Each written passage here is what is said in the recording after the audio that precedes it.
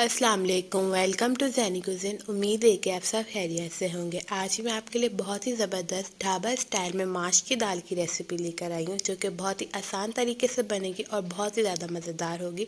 तो चलते हैं माश की दाल की रेसिपी की तरफ। इसे किस तरह से रेडी करना है। सबसे पहले हाफ़ कप ऑयल लेंगे और हाफ़ कप ऑयल के अंदर ऐड कर देंगे गार्लिक क्लॉव्स।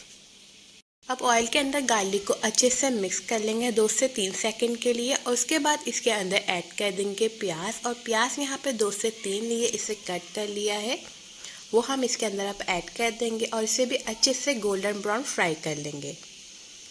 प्याज को अच्छे से गोल्डन ब्राउन कर लेंगे। जैसे ही प्याज गोल्डन कलर की हो जाएगी, हम अब इसके अंदर ऐड कर देंगे साबुत लाल मिर्चें और 1 टेबलस्पून ज़ीरा ऐड कर देंगे। साबुत लाल मिर्चें 10 से 15 ऐड करेंगे, इससे कम भी ऐड कर सकते हैं।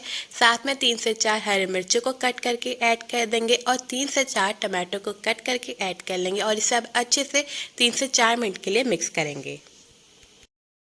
ऐड करेंगे 1 से 2 tablespoon salt, half table spoon ज़ीरा, गरम मसाला पाउडर ऐड कर देंगे 1 टेबलस्पून, काले मिर्च का पाउडर ऐड करेंगे 2 टेबलस्पून। अब ऐड कर देंगे माश की दाल को और माश की दाल अच्छे से बॉईल कर ली है, फुल कुक है ये यहाँ पे दाल।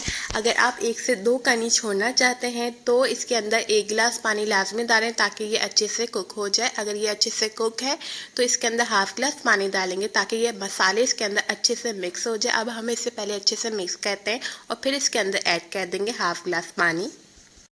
अब ऐड कर देंगे हाफ गिलास पानी और बस इसको 3 से 4 मिनट तक और कुक करेंगे और फिर इसे डिश आउट कर लेंगे।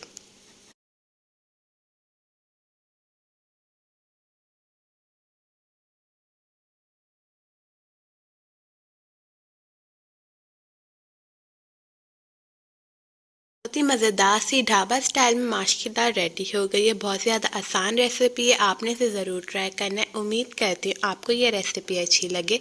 अगर आपको हमारी रेसिपीज अच्छी लग रही हैं तो मेरे चैनल का दे सब्सक्राइब, ज़्यादा से ज़्यादा लाइक करें एंड शेयर करें। मिलती हूँ आपके साथ नई रेसिपी के साथ, जब तक के लिए अल्लाह हाफिज़।